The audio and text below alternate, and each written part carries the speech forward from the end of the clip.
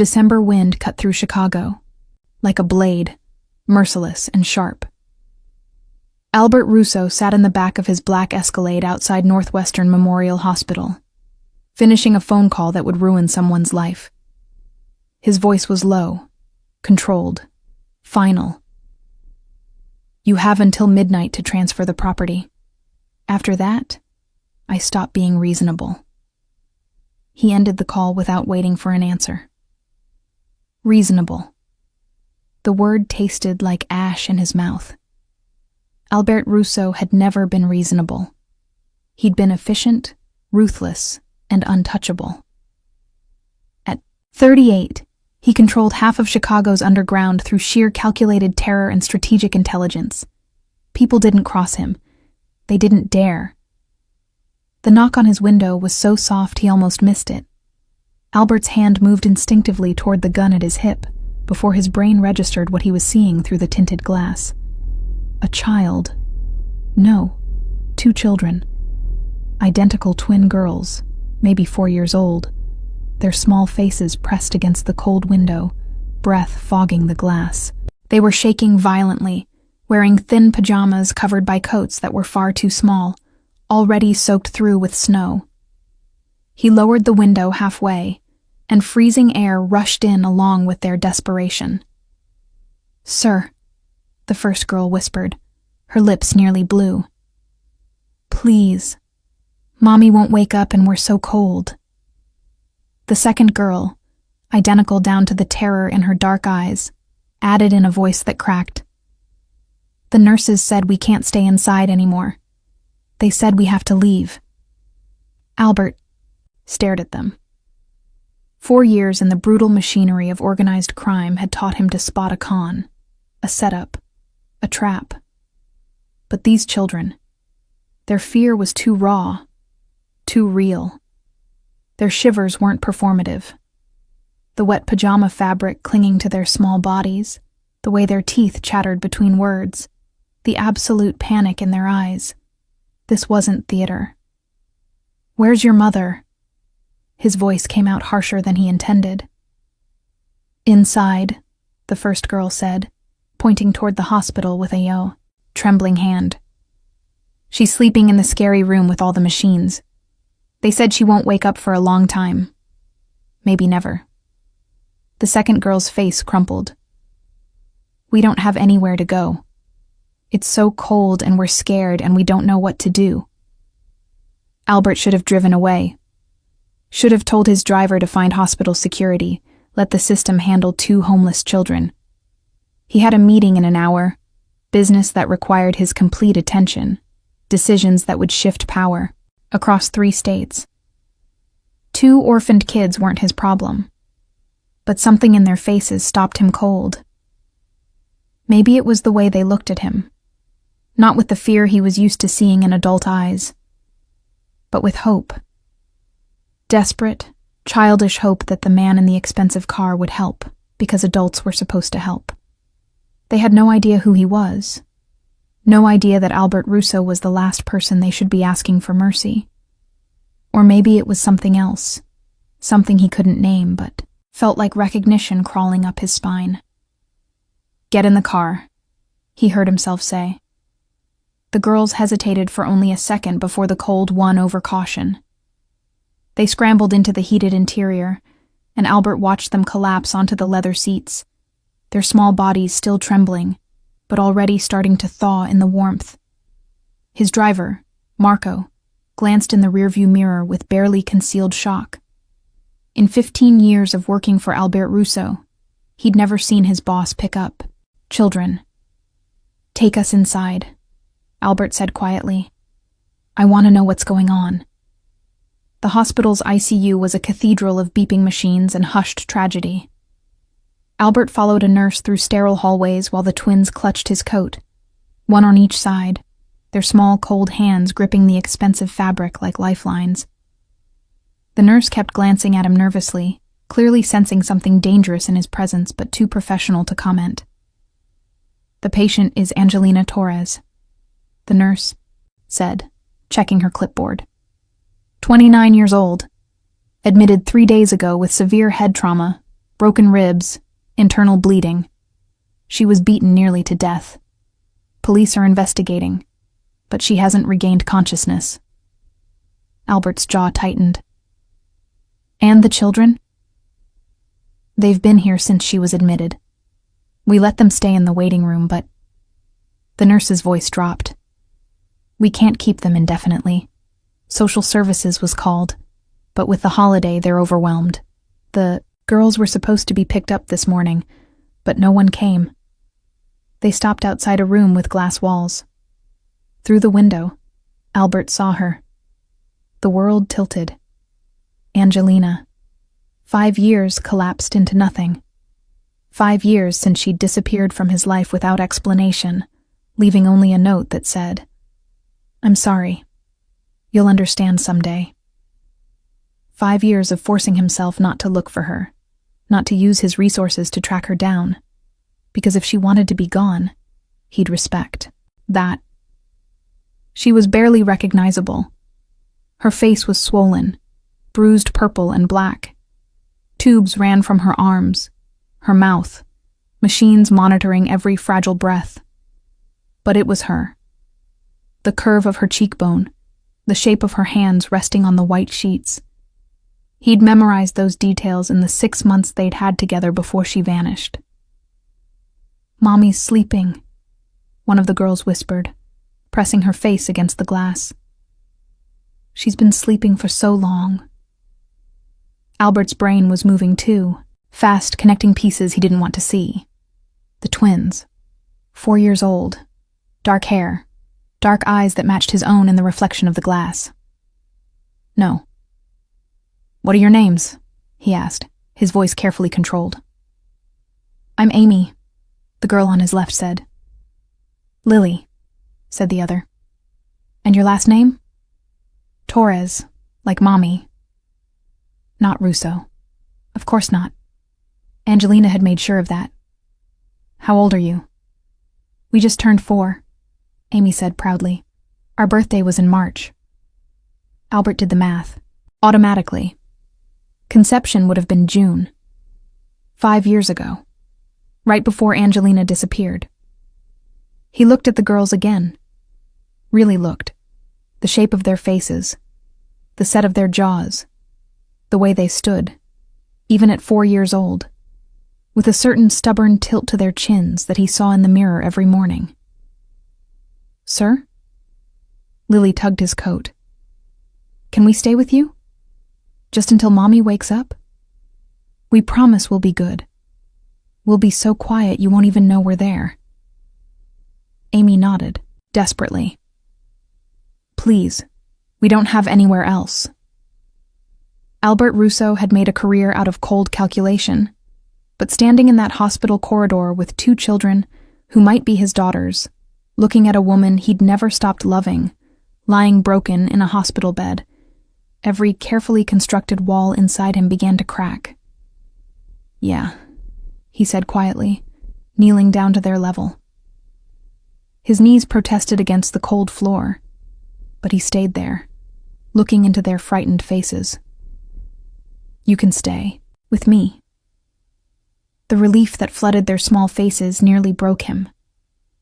"Really?" Lily whispered. "Really. But first we need to get you warm, fed, and into dry clothes. Then we'll figure out everything else." As he led them back through the hospital, Albert's mind was already moving through logistics. Security for the mansion, background check on whoever hurt Angelina, DNA test to confirm what his gut already knew, legal guardianship paperwork, protection detail in case whoever did this came back. But underneath the strategic planning, something else was happening. Something he hadn't felt in years.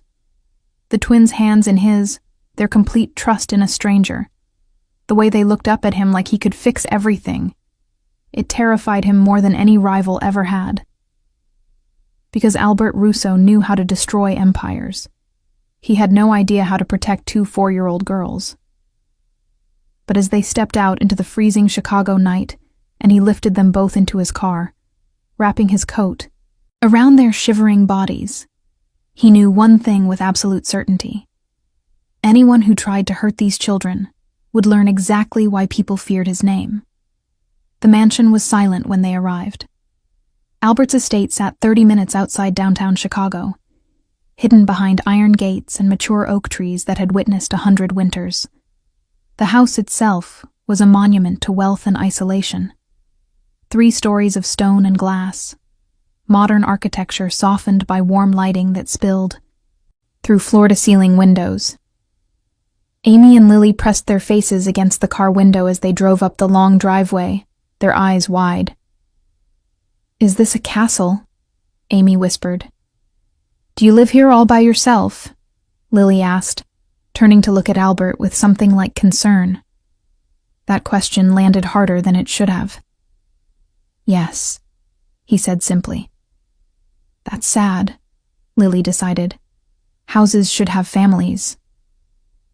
Marco pulled up to the front entrance, and Albert's head of household staff, Rosa, was already waiting. She was 60, efficient, and unshakable. She'd worked for the Russo family since Albert was a teenager. Nothing surprised Rosa, until now. Her eyes widened fractionally as Albert stepped out of the car carrying 2 small girls, one in each arm. "Rosa, I need the guest suite on the 2nd floor prepared immediately. Clean clothes for children, age 4, dinner, and complete discretion." "Of course, Mr. Russo." Rosa's professionalism snapped back into place, but Albert caught the question in her eyes. In 15 years of managing his household, she'd never seen him bring home children. Inside, the mansion's warmth enveloped them. The twins stared at everything: the marble floors, the chandelier in the entrance hall, the sweeping staircase. But they didn't let go of Albert's hands. "Are we really allowed to be here?" Amy asked nervously. "You're my guests," Albert said, guiding them toward the stairs. "That means you're safe here. No one will hurt you. No one will make you leave." Lily's grip tightened. "Promise?" The word stuck in his throat. Albert Russo didn't make promises he couldn't guarantee, and he'd learned young that safety was an illusion. But looking down at her frightened face, he found himself saying, "I promise." The guest suite had been transformed by the time they reached it. Rosa had somehow manifested warm pajamas, fluffy robes, and stuffed animals in under 10 minutes. A fire crackled in the fireplace, and the 4-poster bed had been piled with extra blankets. "There's a bathroom through there," Albert said, pointing. "Rosa will help you take a warm bath and get into dry clothes. Then we'll have dinner." But neither girl moved. "What's wrong?" Albert asked, crouching down again. "Will you stay?" Lily's voice was so small. "We don't like being alone." Something in his chest constricted. "I'll be right outside the door. I'm not leaving." Amy shook her head. "That's what Mommy said before the ambulance came. She said she'd be right there, but then she went to sleep and didn't wake up." The fear in her voice was ancient, primal. The fear every child has of abandonment, made real by trauma. Albert looked at Rosa, who nodded understanding. "How about this?" he said carefully. "Rosa will help you with your bath, and I'll sit right here in this chair by the fire. I won't leave the room. When you come out, I'll still be here." The twins considered this, then nodded. 20 minutes later, they emerged in oversized pajamas, their hair damp and curling, their faces scrubbed clean. They looked even younger without the grime of 3 days living in a hospital. And they looked so much like him it was almost painful. Albert was exactly where he'd promised to be, sitting in the armchair, still wearing his suit. He'd removed his jacket and rolled up his sleeves, trying to look less intimidating. He wasn't sure it worked. "See?" he said. "Still here." Lily ran to him immediately, climbing into his lap without asking permission. Amy followed, more hesitant, but ultimately unable to resist the pull of comfort. Albert froze for a moment. These small, warm bodies pressed against him, then slowly wrapped his arms around them. He couldn't remember the last time he'd held someone like this. Couldn't remember the last time someone had trusted him with their vulnerability. "Dinner is served in the small dining room," Rosa announced softly from the doorway. The small dining room could seat 12, but Rosa had wisely set only 3 places at one end of the long mahogany table. She'd prepared simple comfort food, tomato soup, grilled cheese, apple slices, and the twins ate with the desperate hunger of children who'd been surviving on hospital vending machines. Albert watched them, barely touching his own food. Amy ate methodically, carefully. Lily kept glancing at him between bites, as if checking that he was still there. "Do you have kids?" Amy asked suddenly. The question hit like a physical blow. "No," Albert said. Then, because he couldn't help himself, "Do you have a father?" Both girls went very still. Lily's spoon clattered against her bowl. "Mommy said our daddy had to go away before we were born," Amy said carefully, as if repeating words she'd memorized. "She said he didn't know about us. And that's okay because we have each other." Albert's hands clenched under the table. "Did she ever tell you his name?" Amy shook her head. "She said maybe someday when we were bigger. She has a picture of him in her special box, but we're not allowed to look." "What about—" Albert had to force the next words out. "Who hurt your mother?" The temperature in the room dropped. Both girls stopped eating entirely. "Peter," Lily whispered, and even saying the name made her shrink into herself. "Mommy's husband. But he's not our daddy. He came after we were born." "Peter Blake," Amy added, her voice shaking. "He was nice at first. He gave Mommy flowers and took us to the park. But then he changed. He got mean, especially when he drank the brown bottles." Albert's blood turned to ice water. "How long was he mean?" "A long time," Lily said. "He said we were mistakes. He said Mommy should have gotten rid of us before we were born. He hit Mommy a lot," Amy continued, clinical now, detached in the way traumatized children learn to be. "We had to hide in the closet when he got angry. Mommy told us to cover our ears and sing songs so we couldn't hear. But we heard anyway," Lily finished quietly.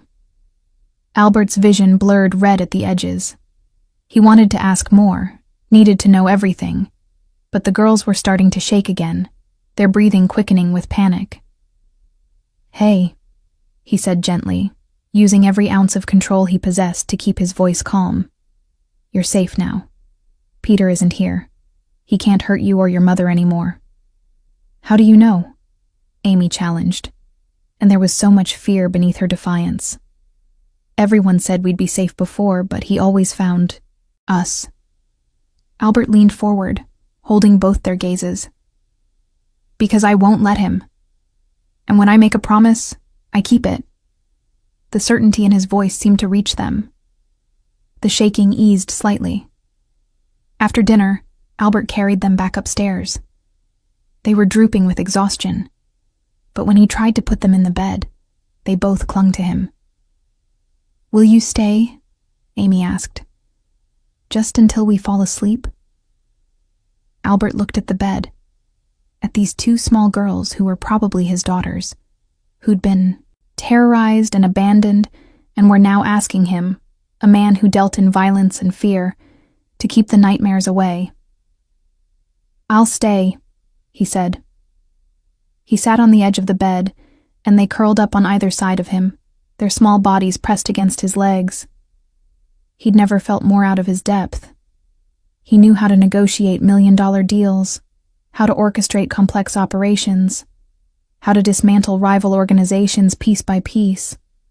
He had no idea how to comfort children, but as their breathing slowly evened out, as Amy's hand relaxed around his sleeve, and Lily's death grip on his other hand finally loosened, Albert felt something he hadn't experienced in 20 years.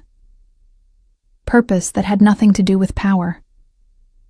When he was certain they were asleep, he carefully extracted himself and stood. In the dim firelight, he looked at their faces, peaceful now, free of fear for the first time in days. They looked like Angelina. They looked like him. He pulled out his phone and texted his most trusted associate. Run a complete background check on Peter Blake, Chicago area, married to Angelina Torres. I want everything: criminal history, financials, known associates, current location. Priority 1. Then he texted his private doctor. I need a DNA test. Discreet. Tomorrow morning. 2 subjects. As he left the room, leaving the door cracked open and posting one of his men in the hallway, Albert's mind was already working through scenarios. If the test confirmed what he already knew, in his bones, everything would change. He had daughters, children who'd been suffering while he'd been building an empire, completely unaware they existed, and someone named Peter Blake had brutalized the woman Albert had loved and terrorized his children. Albert walked to his study and poured himself 2 fingers of scotch. He didn't drink it. He just stood at the window, looking out at the snow-covered grounds, processing. The monster inside him, the part that could order executions without, flinching, that could watch men beg and feel nothing, was screaming for blood.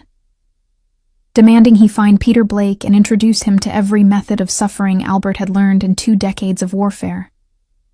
But the man he was trying to become, the man those 2 little girls needed, couldn't solve this with violence alone. For the first time in his life, Albert Russo had to be more than a weapon. He had to be a father. The DNA test came back on the 3rd day. Albert sat in his study, the lab results in his hands, staring at words that confirmed what his heart had already known. 99.9% probability of paternity. Amy and Lily were his daughters. He'd spent the last 72 hours watching them slowly come back to life. The first morning, they'd woken up screaming from nightmares, and Albert had run into their room to find them huddled together, crying for their mother. He'd sat with them until sunrise, completely helpless, not knowing what to say or do except stay. The second day, they'd eaten breakfast in cautious silence, still waiting for the moment this safety would be ripped away. But Lily had asked if she could draw, and Albert had emptied an entire office supply closet onto the dining room table. They'd covered the marble floors with crayon masterpieces. Houses with families, suns with faces, flowers in impossible colors. Amy had drawn a picture of 3 stick figures. That's me, Lily, and you, she'd explained, pointing. You're tall. Now, on the 3rd day, Albert held proof of their connection in his hands, and the weight of it was crushing. He had daughters, 4 years old. 4 years of their lives he'd missed because Angelina had chosen to disappear, to raise them alone, to marry a monster who'd hurt them. Why? The question had been eating at him since the hospital. Why hadn't she told him? He'd loved her, recklessly, completely, in a way that had terrified him. When she'd left, he'd respected her decision because he'd assumed she had reasons. But if she was carrying his children? His phone buzzed. Marco's name on the screen. Talk to me, Albert answered. Peter Blake, 34, former Chicago PD, discharged 5 years ago for excessive force complaints.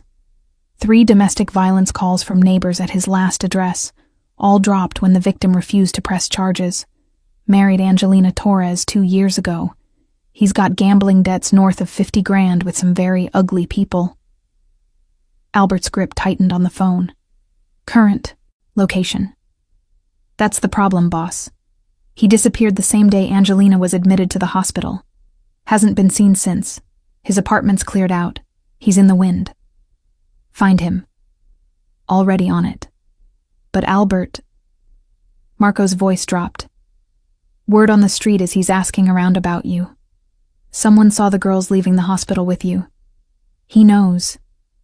Ice flooded Albert's veins. Increased security on the estate. No one in or out without my personal authorization. And I want to know the second anyone has eyes on Blake. He ended the call and sat back, processing. Peter Blake was ex-cop, which meant he had training, contacts, and the kind of dangerous desperation that came from having nothing left to lose. A knock on the study door pulled him from his thoughts. "Come in." Rosa entered, looking uncharacteristically uncertain. "Mr. Russo, the girls are asking for you. They want to know if you'll have lunch with them." Something in his chest eased. "Tell them yes." "And, sir..." Rosa hesitated. "They're different when you're around. Calmer. They feel safe with you." Albert nodded, not trusting his voice. Lunch was sandwiches cut into triangles and apple juice in plastic cups. The twins sat on either side of him at the kitchen island. Rosa had wisely abandoned the formal dining room in favor of something more intimate. "Can we visit Mommy today?" Lily asked, swinging her legs that didn't quite reach the floor. Albert had been dreading this question. "The hospital says she's, stable, but she's still sleeping. It might be scary for you to see her with all those machines." "We've already seen her like that," Amy said pragmatically. "For 3 whole days. We're not scared of the machines. We're scared we'll forget what her voice sounds like." The observation gutted him. "Please," Lily added, "we need to tell her we're okay, in case she can hear us in her sleep." Albert looked at their hopeful faces and couldn't find it in himself to refuse. "Okay, we'll go this afternoon." The twins cheered, and for a moment, they looked like normal children instead of traumatized survivors. At the hospital, Albert's presence caused a stir. Nurses whispered. Security stiffened. Everyone in Chicago knew Albert Russo's face, knew what he represented. But the sight of him holding 2 little girls' hands, speaking softly to them as they walked through the ICU, created a cognitive dissonance that left people staring. Angelina's room was quieter now. Some of the more aggressive machines had been removed, replaced by gentler monitoring, but she was still unconscious, her face still a canvas of healing bruises. The twins ran to her bedside, climbing onto the chairs someone had thoughtfully positioned there. "Hi, Mommy," Amy said, taking Angelina's hand. "We're okay. We found someone to keep us safe until you wake up." "His name is Albert," Lily added, stroking her mother's arm. "He's really tall, and his house is like a castle, and he lets us draw on the floors." Albert stood back, watching this scene that was both beautiful and devastating. These girls, talking to their unconscious mother with such perfect faith that she could hear them. "He's nice, Mommy," Amy continued. "He doesn't yell, and he doesn't smell like those brown bottles, and he promised he won't leave. I think you'd like him. If only Amy knew." "Mommy, can you wake up now?" Lily's voice cracked. "We miss you so much. We need you." Albert's eyes burned. He moved closer, putting a hand on each girl's shoulder. "It's okay," he said quietly. "She knows you're here. She knows you love her." A doctor appeared in the doorway, Dr. Sarah Chen, who'd been overseeing Angelina's care. She gestured for Albert to step out into the hallway. "Mr. Russo," she said carefully, clearly trying to figure out his connection to the patient. "I wanted to update you on Angelina's condition. The swelling in her brain is decreasing. Her vitals are improving. These are good signs." "When will she wake up?" "It's hard to say. Could be days, could be weeks. The brain heals on its own timeline. But I'm cautiously optimistic." "And when she does wake up," Albert asked, "will there be permanent damage?" Dr. Chen's expression softened. "We won't know until it happens. But Mr. Russo, I need to ask, what's your relationship to the patient and the children, for our records?" Albert looked back through the window at Amy and Lily, still talking to their sleeping mother. "I'm their father," he said. Words felt both foreign and absolutely right. I only recently found out, but I'm their father, and I'll be handling all medical expenses and decisions going forward. Dr. Chen's eyes widened slightly, but she nodded professionally. I'll update the records. And Mr. Russo, those girls are lucky to have you. He wasn't sure about that, but as they left the hospital an hour later, the twins each holding one of his hands, chattering about how Mommy's bruises looked better, Albert felt something settling into place inside him. That evening, after dinner, he found himself in an unfamiliar position, sitting on the floor of the living room, surrounded by toys Rosa had acquired from somewhere, watching his daughters play. "Do you want to be the princess or the dragon?" Lily asked, holding up 2 stuffed animals. "I don't think I'd make a good princess," Albert said dryly. "Then you're the dragon," Amy decided. "But a nice dragon, who protects the princess instead of stealing her."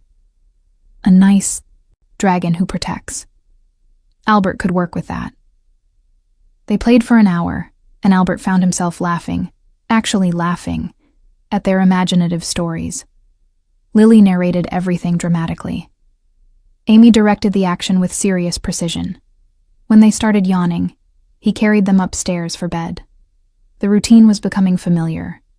Pajamas, teeth brushing, choosing which stuffed animal to sleep with. One more glass of water. One more hug. "Albert?" Amy said as he tucked the blankets around them. "Yeah? Are you going to keep us? Even after Mommy wakes up?" The question stopped his heart. "Because we like it here," Lily added quickly. "We feel safe, and you're really good at being a dad even though you said you don't have kids." Albert sat on the edge of the bed, looking at their faces in the dim nightlight glow. "I want to tell you something," he said carefully. "But I need you to listen all the way through, okay?"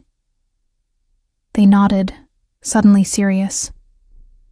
"A long time ago, before you were born, I knew your mommy.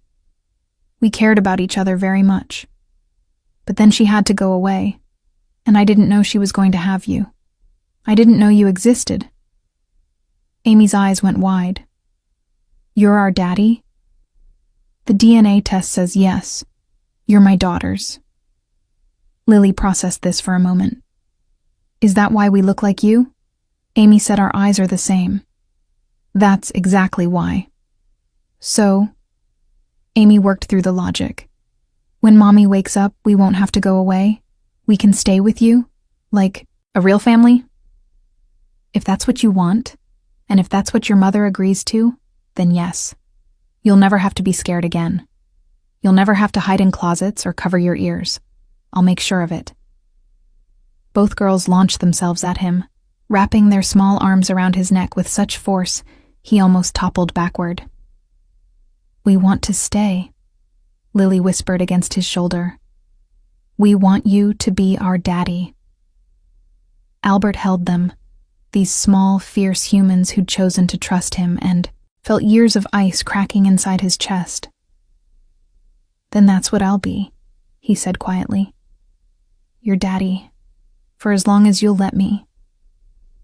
That night, after they finally fell asleep, Albert stood at the window of his bedroom, looking out at the winter darkness. Tomorrow he'd continue hunting Peter Blake. Tomorrow he'd start legal proceedings to establish custody. Tomorrow he'd deal with the empire that still required his attention. But tonight, he was a man who'd just been given the most dangerous gift in the world, something to lose. And he'd burn Chicago to the ground before he let anyone take it away. The nightmare came at 2 a.m.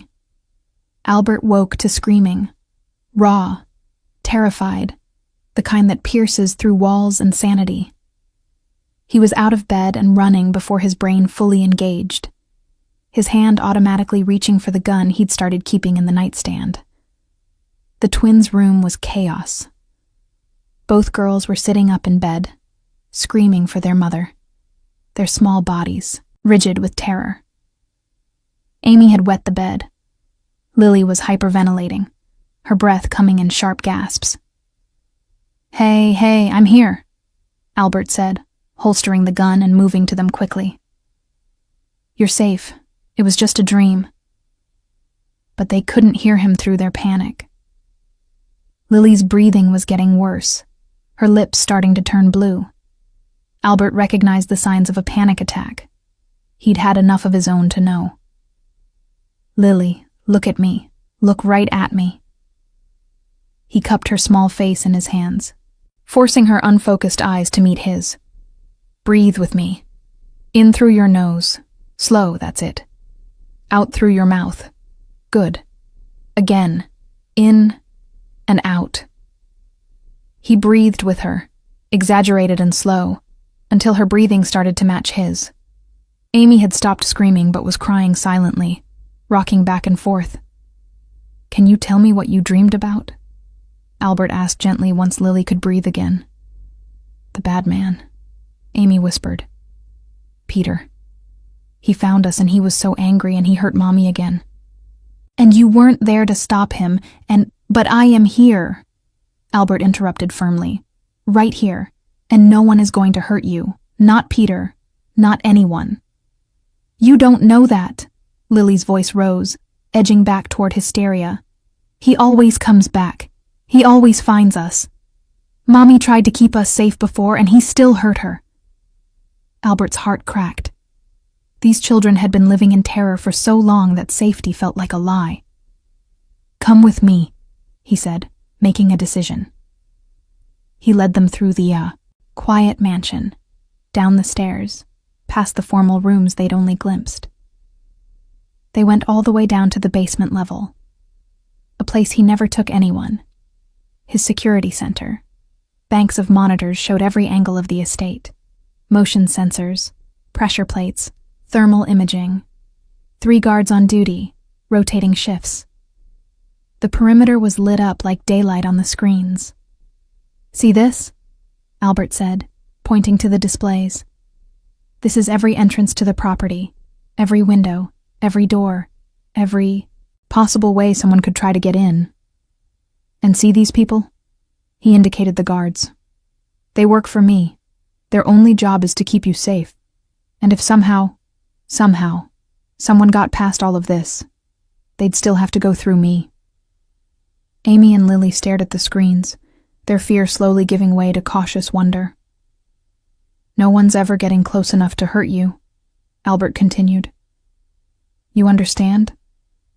This isn't like before. I have resources your mother didn't have. I have people, technology, experience. Peter Blake isn't going to just show up at our door. But what if he does? Lily asked in a small voice. Albert knelt down, looking both girls in the eyes. Then I will stop him. Permanently. Something in his tone must have convinced them because both girls sagged with relief. They ended up in Albert's room that night. He changed the sheets while they waited in the hallway, got them into dry pajamas, and let them crawl into his massive bed. They curled up on either side of him, small warm bundles under the covers. Albert? Amy said into the darkness. Yeah? Did you have bad dreams when you were little? The question caught him off guard. He was quiet for so long they probably thought he wouldn't answer. Yes, he finally said. What did you dream about? Another long silence.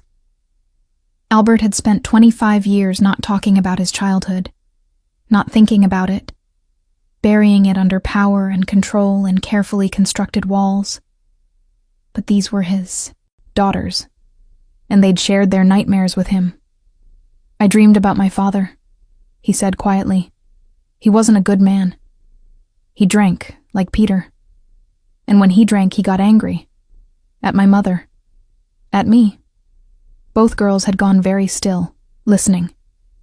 My mother tried to protect me, Albert continued, the words coming easier now in the darkness. She'd hide me in the closet when he got bad.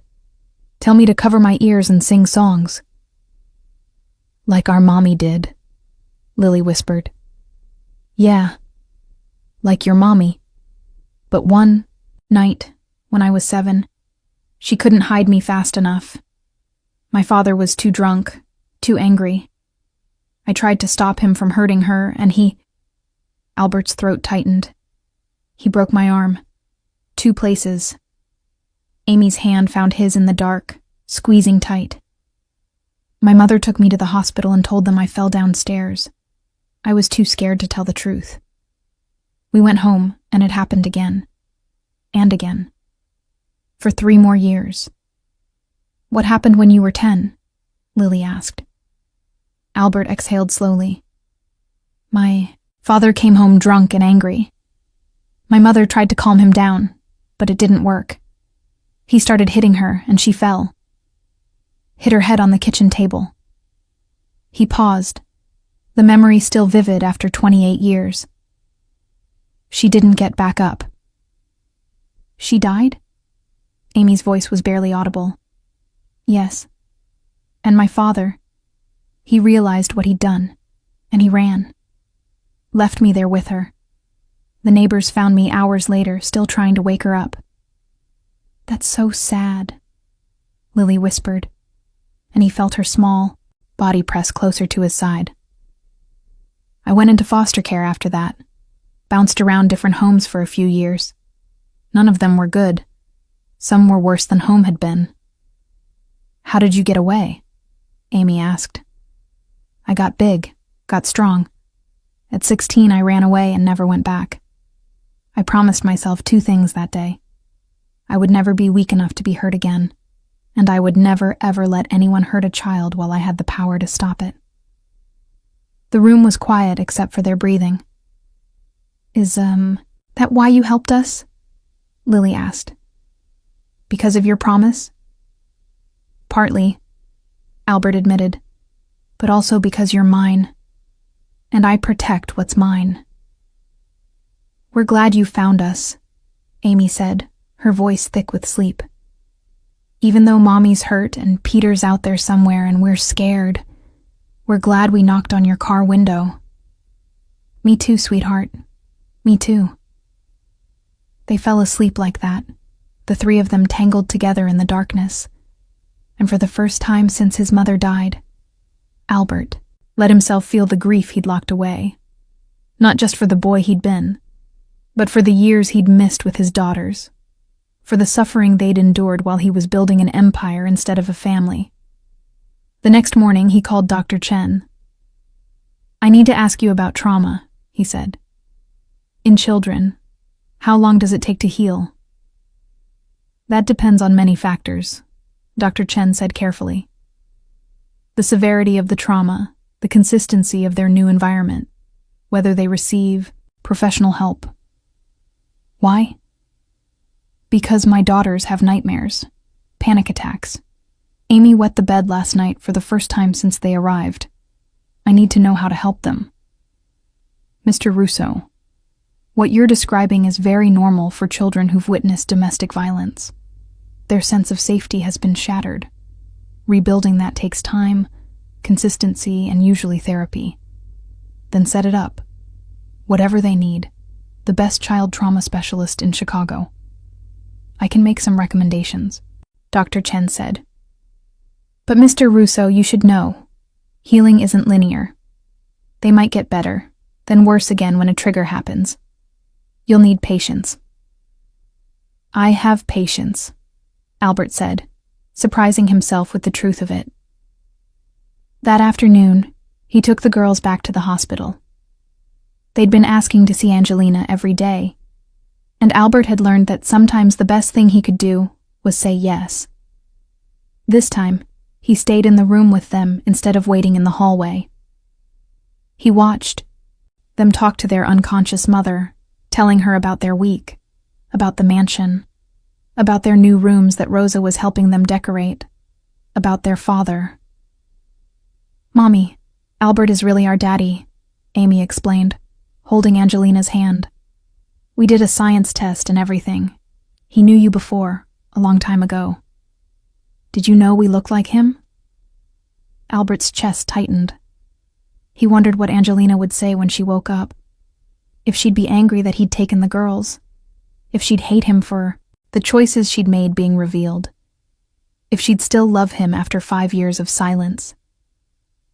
"Mommy, you have to wake up soon," Lily said, her voice breaking. "We need you. Albert's trying really hard, but he doesn't know how to braid hair or make your special pancakes or sing the bedtime song right. We need you to come back and teach him." Something changed in the room. A shift Albert felt more than saw. Angelina's hand, the one Amy was holding, moved. Just a flutter, barely visible. But it moved. "Did you see that?" Amy breathed. "Mommy moved her hand." Albert was already pressing the call button. "Doctor, now." Dr. Chen arrived within minutes, along with 2 nurses. They checked Angelina's vitals, examined her responses, spoke to her in calm voices, asking her to squeeze hands, move fingers. And slowly, impossibly, Angelina's eyes opened. They were unfocused at first, confused, struggling to make sense of the lights and sounds. But then they found her daughter's faces, and something cleared in them. "Babies," she whispered, her voice rough from disuse. Amy and Lily were crying, laughing, holding on to her with desperate relief. "Mommy, you're awake. You came back." Angelina's gaze moved past them, searching, and found Albert standing in the corner. Their eyes met, and the world contracted to just that moment. 5 years of questions. 5 years of absence. 5 years of a life she'd built without him. "Albert," she breathed. And there was so much in that one word. Recognition, fear, regret, and something else he couldn't name. "Welcome back, Angelina," he said quietly. And everything, absolutely everything, was about to change. "Everyone out," Dr. Chen said firmly. "Ms. Torres needs rest, and we need to run some tests now that she's conscious." Albert expected the twins to protest, but they were too overjoyed to argue. They kissed their mother's bruised cheeks and promised to come back soon, their voices bright with relief. As the girls were led into the hallway by a nurse, Angelina's hand shot out, grasping Albert's wrist with surprising strength for someone who'd just woken from a week-long coma. "Don't," she whispered. "Don't tell them. Not yet." Albert stared down at her, his jaw tight. "Tell them what? That you've been awake for 30 seconds? They already know, Angelina. About us. About before." Her eyes were desperate, pleading. "Please." "Too late," Albert said quietly, not unkindly. "They know I'm their father. DNA test confirmed. It 3 days ago." The color drained from her already pale face. "Albert, I can explain. Not here, not now. You rest. Get stronger. We'll talk when you're ready." He pulled his wrist free gently and walked out, leaving her with the medical team. In the hallway, Amy and Lily were practically vibrating with excitement. "She's awake. She knows us. Did you see how she smiled?" Lily was talking a mile a minute. "When can she come home?" Amy asked. "Can we bring her to the mansion? Our room is big, enough for all of us." Home. They'd called it home. "The doctors need to make sure she's okay first," Albert said, kneeling to their level. "She was hurt badly. It'll take time for her to heal." "But she will heal, right?" Lily's voice carried an edge of fear. "She's not going to go back to sleep?" "No, sweetheart. She's awake now, and she's going to get better." The girls hugged him simultaneously, their relief palpable. Over their heads, Albert saw Marco approaching down the hallway, his expression grim. "Boss, we need to talk. Now." Albert's stomach dropped. "Girls, go with Rosa. She's in the waiting room. I'll be there in 5 minutes." Once they were out of earshot, Marco pulled Albert into an empty consultation room. Peter Blake surfaced 2 hours ago, Marco said without preamble. He was spotted at a bar in South Side, drunk and running his mouth, telling anyone who'd listen that his wife stole his kids and some rich bastard is keeping them hostage. Where is he now? We lost him. But boss, he's not just talking, he's armed, and he's asking around about your estate, your security, your routine. He's planning something. Albert's blood ran cold. Double the security detail. I want armed guards with the girls at all times. No one in or out of the mansion without biometric confirmation. And I want Blake found. I don't care what it costs. There's more. Marco hesitated. Blake filed for custody this morning. Emergency petition claiming you kidnapped the children. He's using his ex-cop credentials, saying you're a known criminal and the kids are in danger. Albert laughed without humor. He beats his wife into a coma and he's worried about the kids being in danger? Doesn't matter. He's got a lawyer, probably the only one desperate enough to take him on. Hearings scheduled for next week. Then I need a lawyer too. Get me the best family attorney in Illinois. Someone who can bury Blake's petition before it sees daylight. Already on it. But, Albert. Marco's voice softened. This is messy. If this goes public, if Blake pushes hard enough, there's going to be media attention. Scrutiny. Questions about your business. I don't care, Albert said flatly. Those are my daughters. He's not getting anywhere near them. When he returned to the waiting room, the girls were drawing pictures for their mother. Normal kid activity, except Amy was drawing a picture of Peter Blake with a big red X over him, and Lily's drawing showed their mom, in a hospital bed surrounded by protective walls. They couldn't even imagine safety without visualizing defense. That night, back at the mansion, Albert sat in his study with his new attorney, Patricia Morrison, a razor-sharp woman in her 50s who'd built a reputation destroying abusive spouses in court. Let me be clear, Patricia said, reviewing the documents. Peter Blake's petition is garbage. He has a documented history of domestic violence. He fled the scene of a crime. And he has outstanding warrants for assault.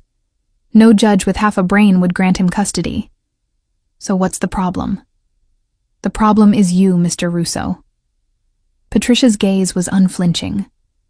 You're not exactly father of the year material on paper. Your business dealings, your reputation, the fact that you only discovered paternity a week ago. Blake's lawyer is going to paint you as a dangerous criminal who manipulated a vulnerable woman and stole her children. I didn't steal them. They had nowhere else to go. I know that. But perception matters. We need to show that you're a stable, safe, committed father. Which means... She pulled out a list. Full background check, home study, character references, financial disclosure, and you'll need to demonstrate an ongoing relationship with the children that's in their best interests. Albert looked at the list, then at Patricia. Whatever it takes. Good. Because Blake's lawyer is going to dig up every unsavory thing you've ever done. And Mr. Russo, your history isn't exactly clean. Then make it clear that my past doesn't define my future, not when it comes to my daughters. The hearing was set for the following Thursday.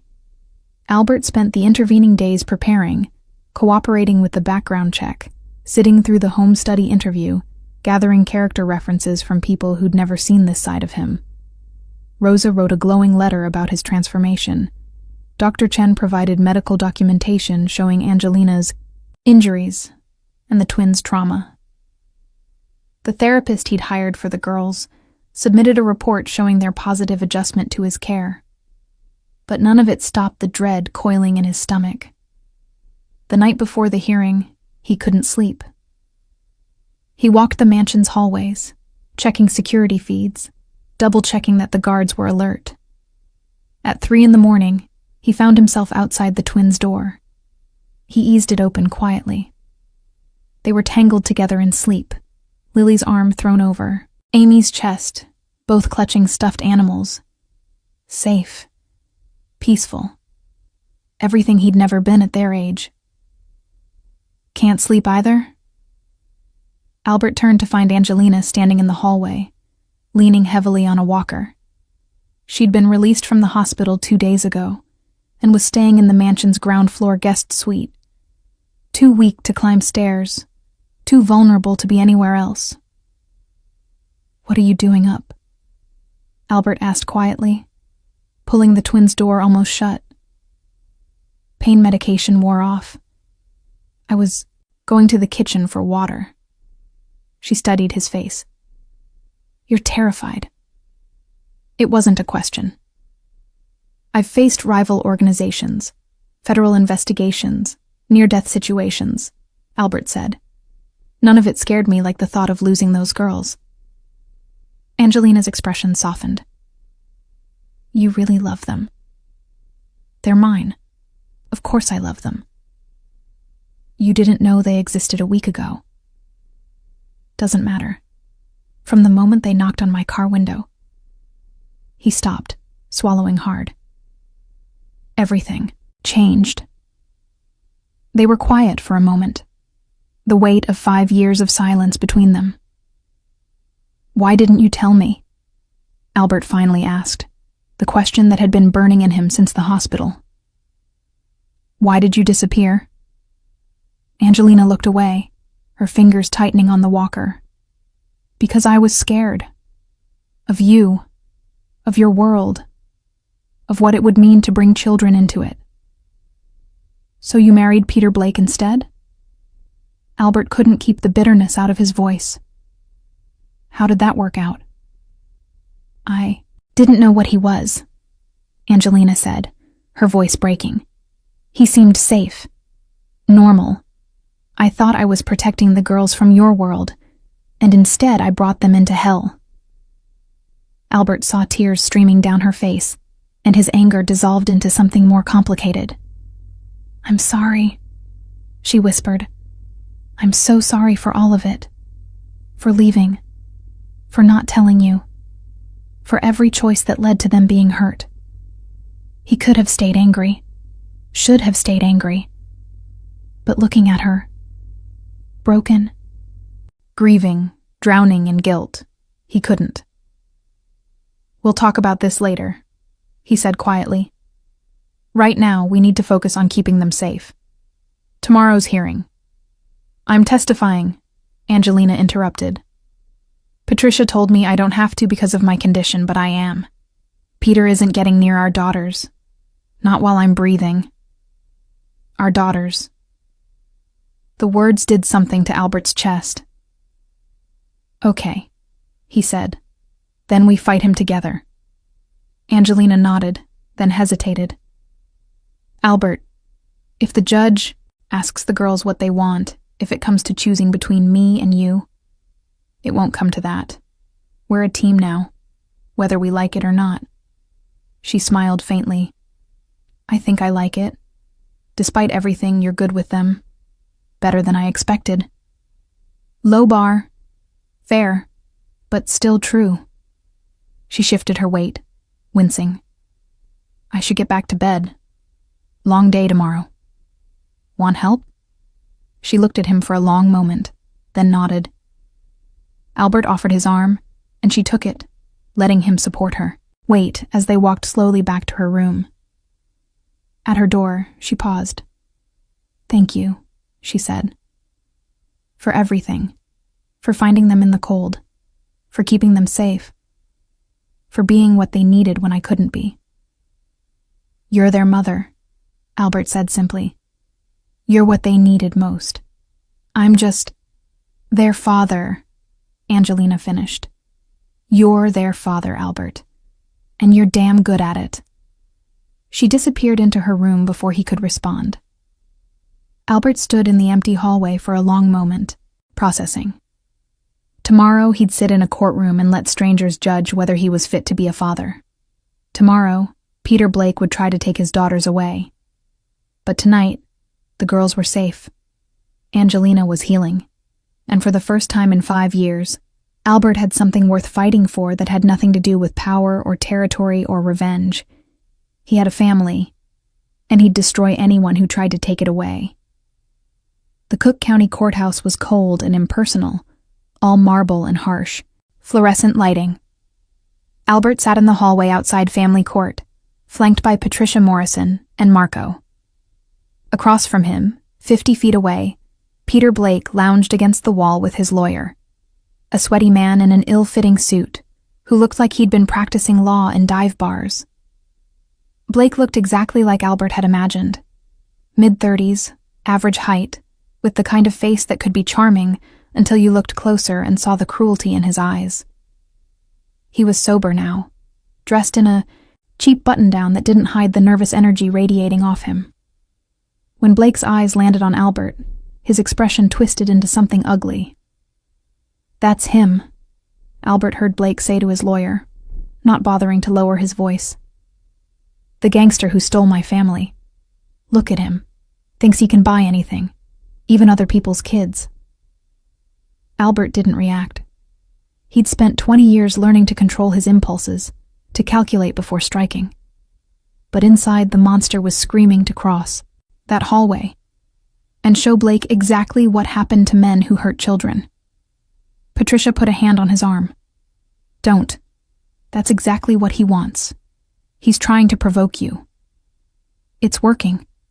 "Then unwork it. You're not a thug today. You're a father fighting for custody. Act like it." The courtroom doors opened, and they were called inside. Judge Catherine Walsh presided, a woman in her 60s with silver hair and a reputation for being fair but uncompromising. She'd seen every kind of custody, battle, every manipulation tactic. This wouldn't be Albert's first time in court, but it was his first time as a defendant in a custody case, and the stakes had never been higher. Blake's lawyer went first, painting a picture of Albert as a dangerous criminal who'd kidnapped vulnerable children and was using his wealth and influence to manipulate the situation. He conveniently left out Peter's own criminal history, focusing instead on Albert's alleged connections to organized crime. "Your Honor," the lawyer said with practiced outrage. "Mr. Russo has no legal claim to these children. He appeared out of nowhere, took advantage of a traumatic situation, and is now using his resources to keep a father from his family." Patricia stood. "Objection. Mr. Blake is not the biological father of Amy and Lily Torres. DNA evidence will prove that Mr. Russo is their biological father, making him far more than nowhere." Judge Walsh raised an eyebrow. "You have DNA evidence?" Patricia submitted the lab results. "Yes, Your Honor. Mr. Russo is the biological father, and I'd like to point out that Mr. Blake has an active warrant for assault related to the hospitalization of Ms. Torres. He's hardly a victim here." Blake's lawyer sputtered. The circumstances of Ms. Torres's injuries are under investigation. No charges have been filed against Mr. Blake." "Because the victim was in a coma," Patricia shot back. "But she's conscious now and prepared to testify." "Is Ms. Torres here?" Judge Walsh asked. "Yes, Your Honor." Angelina entered the courtroom, and every eye turned to her. She was thin, pale, moving slowly with a cane. The bruises on her face had faded to yellow and green, but they were still visible, still shocking. Peter Blake's face went white. Angelina took the witness stand, was sworn in, and faced the courtroom with her chin up despite the trembling in her hands. "Ms. Torres," Patricia began gently, "can you tell the court about your relationship?" "With Peter Blake?" Angelina's voice was steady. "We were married for 2 years. At first, he was kind, attentive. But after the wedding, things changed. He started drinking, getting angry, especially about the girls." "Did he ever hurt you?" "Yes, many times. He said Amy and Lily weren't his, that they were proof I'd been with someone else. He hated them, called them mistakes, said I should have gotten rid of them before they were born." Blake shifted in his seat, his lawyer gripping his arm to keep him quiet. "Did he hurt the children?" Patricia asked. "He never hit them directly, but he terrorized them, screamed at them, threw things, made them hide in closets while he beat me. They learned to be invisible around him, to make themselves small. Tears were streaming down Angelina's face now, but her voice didn't waver. What happened the night you were hospitalized? I told Peter I was taking the girls and leaving. I'd saved enough for a bus ticket. We were going to leave while he was at work, but he came home early, found the packed bags. Her voice cracked. He said if he couldn't have us, no one would. He beat me unconscious in front of the girls. They were screaming, trying to help me, but they were too small. Blake's lawyer stood. Objection. This is inflammatory. It's the truth, Angelina said, her eyes finding Peter's across the courtroom. You almost killed me, and you traumatized our daughters. Amy still has nightmares where you're hurting me and she can't stop you. Lily wets the bed because her sense of safety is destroyed. They're 4 years old, Peter. 4. Judge Walsh's expression was granite. Sit down, counsel. Ms. Torres will finish. Do you believe the children are safe with Mr. Russo? Patricia asked. Yes, Angelina said without hesitation. Albert is their biological father. He's provided them with safety, stability, therapy, everything they need. They feel safe with him in a way they never felt safe with Peter. And she looked at Albert for the first time. I trust him with their lives. Patricia yielded the witness, and Blake's lawyer attempted to discredit Angelina, suggesting she was confused from her injuries, that she was being manipulated by Albert's wealth. It didn't work. Angelina's testimony was too raw, too specific, too obviously true. Then it was Albert's turn. He took the stand feeling exposed in a way he never had before. This wasn't a negotiation or a strategic play. This was his fitness as a father being judged, and the outcome would determine everything. Patricia walked him through the basics, how he'd met the girls, his relationship with Angelina 5 years ago, the DNA results confirming paternity. Mr. Russo, Patricia said, you have a reputation in Chicago, a complicated history. Why should this court believe you're capable of being a good father? Albert looked directly at Judge Walsh. Because those girls changed everything. Before I knew they were mine, before I even understood what was happening, they knocked on my car window and asked for help. And I couldn't walk away. I won't lie about my past. I've done things I'm not proud of. But those children, Amy and Lily, they're my chance to be better than what I was. And I won't fail them. What can you offer them that Mr. Blake cannot? Safety, stability, a father who will never raise a hand to them or their mother, a father who will protect them, not hurt them, a father who sees them as blessings, not mistakes. Blake's lawyer stood for cross-examination, clearly eager to destroy Albert's credibility. Mr. Russo, isn't it true that you're involved in organized crime? I run several legitimate businesses, Albert said evenly. That's not what I asked. You have connections to the Chicago mob, don't you? I have connections to many organizations in this city. That doesn't make me a criminal. You've been investigated by federal authorities. Investigated, not charged, not convicted. The lawyer's frustration was visible. You expect this court to believe that a man with your reputation, your history, is suddenly father material? Albert leaned forward. I expect this court to consider what's best for 2 little girls who've already suffered more than any child should. I expect this court to recognize that their mother trusts me, that they feel safe with me, and that I have the resources to give them every advantage. But most importantly, I expect this court to compare what I'm offering to what Peter Blake is offering, and ask which future would you choose if those were your daughters. Judge Walsh called a brief recess. 20 minutes that felt like hours. Albert stepped into the hallway where the twins were waiting with Rosa, per court order. They weren't allowed in the courtroom, but they knew what was happening. Did you win? Amy asked immediately. I don't know yet, sweetheart. If you didn't, can we tell the judge we want to stay with you? Lily's voice was small but fierce. Albert knelt down. The judge is very smart. She'll make the right decision. When court reconvened, Judge Walsh's expression was unreadable. I've reviewed the evidence, heard testimony, and considered what's in the best interests of Amy and Lily Torres, she began. This court finds that Peter Blake presents a clear and present danger to these children based on his documented history of domestic violence and the credible testimony of Ms. Torres. His petition for custody is denied. Blake shot to his feet. This is bullshit. Those are my... Sit down, Mr. Blake, Judge Walsh said coldly, or I'll hold you in contempt. Furthermore, I'm granting a permanent restraining order.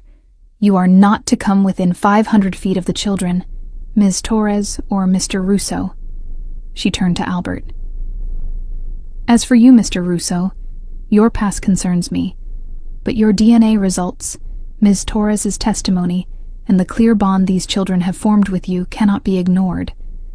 I'm granting you temporary custody, pending a full home study and 6-month review. If the children continue to thrive in your care, we'll revisit permanent custody at that time. Albert felt the tension drain from his body. Thank you, Your Honor. Don't thank me yet. I'll be watching closely. These children have been through hell. They deserve a father who will put them first, every time. Can you do that? Yes, Your Honor, I can. As they left the courtroom, Blake was screaming obscenities, being restrained by security. Angelina leaned on her cane, tears of relief streaming down her face. And Albert felt something he hadn't felt in years. Hope. Outside, the twins were waiting. When Rosa told them they could stay with Albert, they screamed with joy and threw themselves into his arms with such force he stumbled backward. We get to stay! We get to stay! Lily was chanting. You're really our daddy forever now? Amy asked, her eyes wide. Yeah, Albert said, his voice rough with emotion. I'm your daddy forever. They piled into the car, the girls chattering excitedly about redecorating their room, about bringing Mommy home permanently, about having a real family. Albert met Angelina's eyes across the back seat. She smiled at him, tentative but genuine. They'd won this battle. But as they drove away from the courthouse, Albert saw Peter Blake standing on the steps, watching them leave. The rage in his eyes was unmistakable. This wasn't over. Not yet. 3 months later, spring arrived in Chicago like a promise kept. The snow melted, revealing green beneath. The trees along Albert's estate bloomed with white flowers. And inside the mansion that had once been a monument to isolation, life had taken root. Angelina had recovered slowly but steadily. The cane was gone, replaced by occasional headaches and a wariness that Albert suspected would take years to fade completely. She'd moved into the main house properly now, her room on the same floor as the twins, close enough to hear them if they called for her in the night. She and Albert existed in a careful dance, co-parents bound by shared love for their daughters, but uncertain how to be anything else to each other. There were moments, though, moments when their hands would brush reaching for the same coffee cup. Moments when Albert would catch her watching him play with the girls, something soft in her expression. Moments when the past felt less like an ending and more like an intermission. The twins had blossomed. Therapy helped. Stability helped. But mostly they healed because they finally felt safe. The nightmares came less frequently. Amy hadn't wet the bed in 6 weeks. Lily had started kindergarten and made her first real friend. They called Albert Daddy now without hesitation, and every time they said it, his heart did something complicated. Peter Blake had disappeared after the custody hearing. Not legally. The restraining order was active, and he'd missed 2 court dates for the assault charges. But physically, he'd vanished. No sightings, no contact. Albert's people had searched, but Blake had gone to ground somewhere. Albert told himself to be grateful, to let it go. But something in his gut said this wasn't over. He was right. It happened on a Tuesday afternoon in late March. Angelina had taken the twins to the park, their first outing without security in weeks. Albert had argued against it, but Angelina needed to feel normal again, needed to prove to herself that Peter couldn't control her life forever. They'd been gone for an hour when Albert's phone rang. Angelina's number. He answered expecting to hear about a scraped knee or a request to pick up ice cream on the way home. Instead, he heard screaming. "Albert!"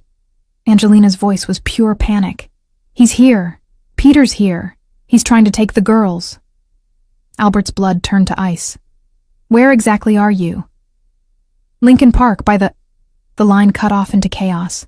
Children crying, Angelina yelling, a man's voice, slurred and furious.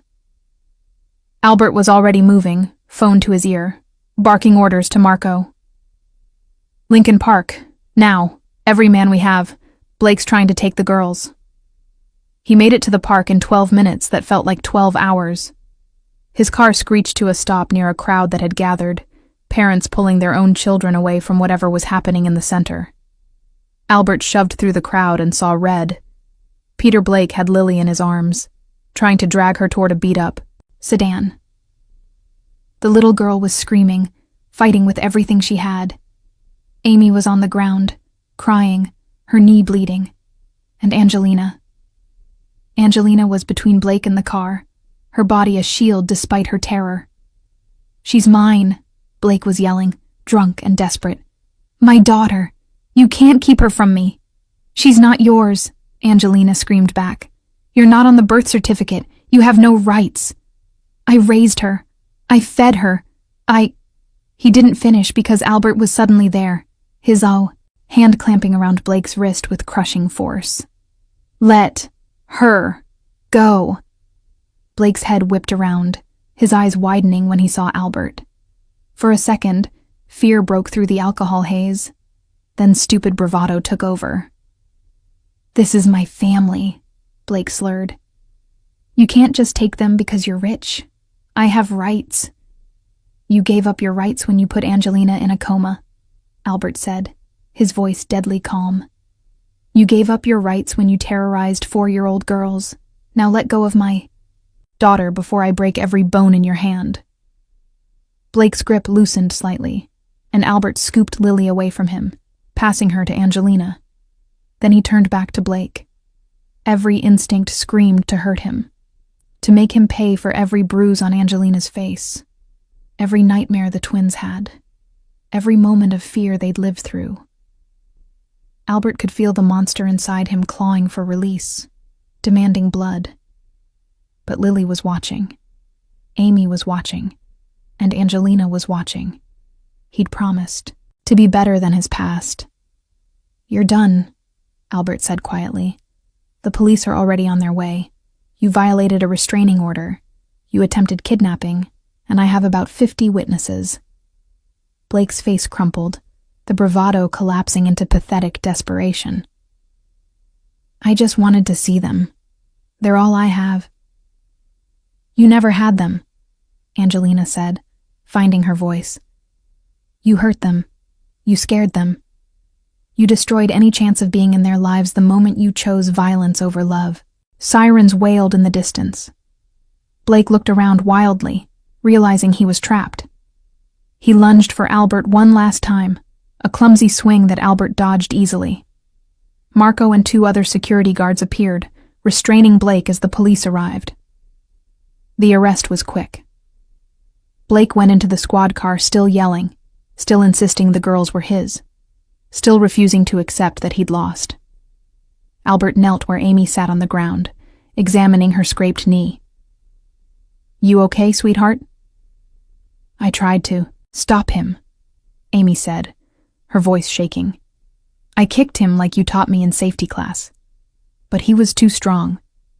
"You were so brave," Albert said, pulling her into his arms. "Both of you. I'm so proud of you." Lily was still crying against Angelina's shoulder, traumatized but safe. Angelina herself was pale and shaking, but her voice was steady when she spoke. "It's over," she said, looking at Albert. "It's really over now." "Yeah," Albert agreed. "It is." 6 months later, on a warm September afternoon, Judge Walsh reviewed Albert's home study, the therapist's reports, the twins' school records, and Angelina's testimony about their family life. "Mr. Russo," she said, "I'm pleased to grant permanent custody. The children are thriving. You've demonstrated commitment, stability, and genuine care for their well-being. Congratulations." Albert nodded, unable to speak past the emotion in his throat. That night, they celebrated with pizza and ice cream in the mansion's kitchen, a far cry from the formal dining room Albert used to eat in alone. The twins wore matching dresses Angelina had bought, their hair in pigtails, their faces bright with happiness. "Are we going to have the same last name now?" Lily asked, tomato sauce on her chin. "If that's what you want," Albert said. "Would you like to be Lily Russo?" Both girls nodded enthusiastically. "And Amy Russo." "Then that's what we'll do." After dinner, after baths and stories and goodnight kisses, after the girls finally fell, asleep tangled together in their bed, Albert found Angelina sitting on the terrace overlooking the grounds. She'd been different lately, softer with him, less careful.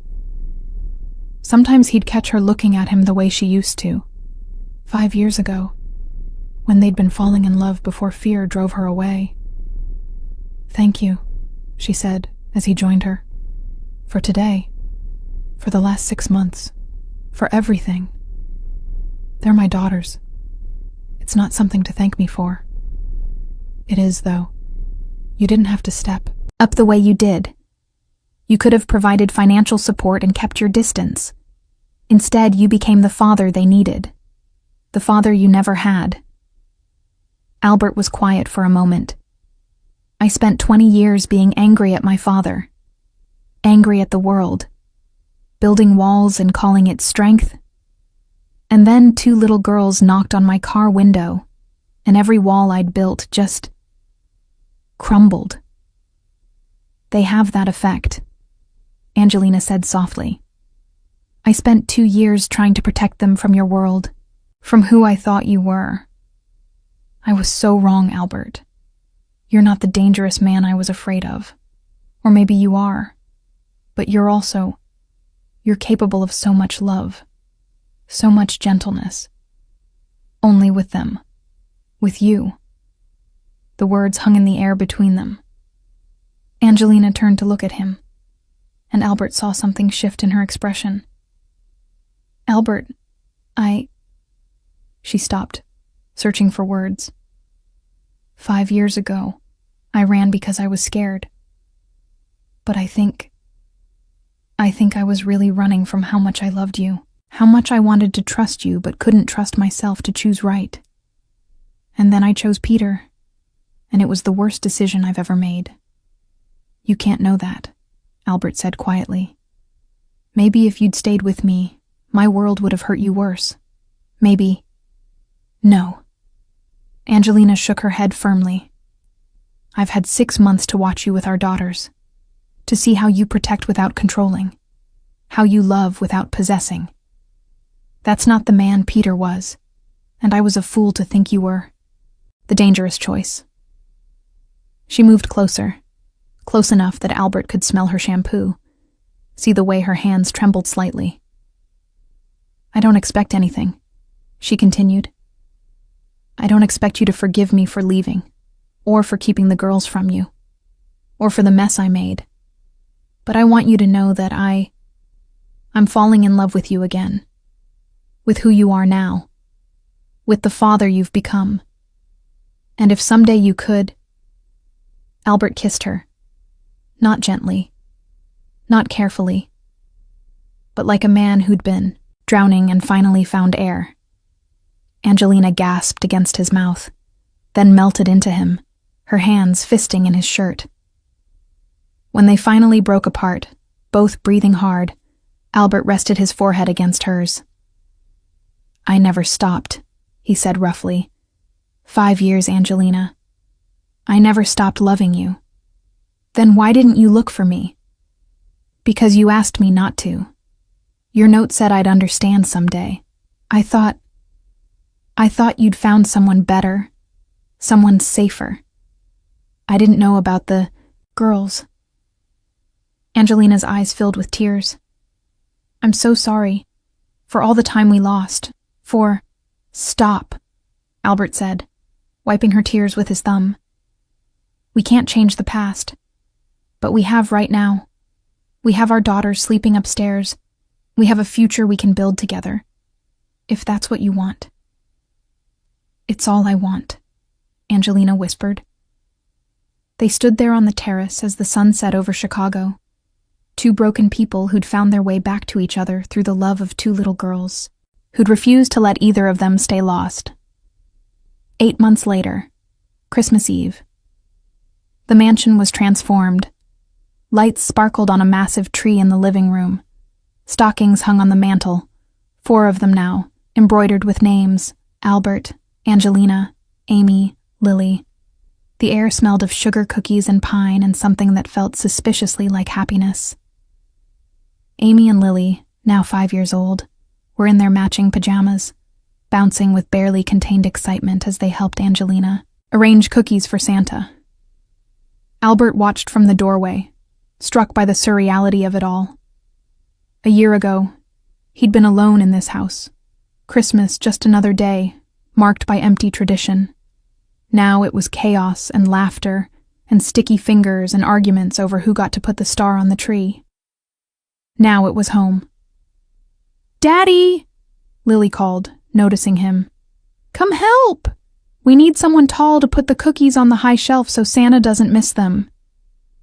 "Daddy." The word still hit him right in the chest, every time. He crossed the room, lifted Lily onto his shoulders, and let her place the plate exactly where she wanted it.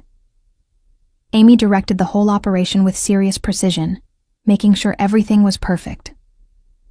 Later, after the girls were finally asleep, after checking on them 3 times to make sure they were really out, Albert found Angelina in their bedroom. Their bedroom.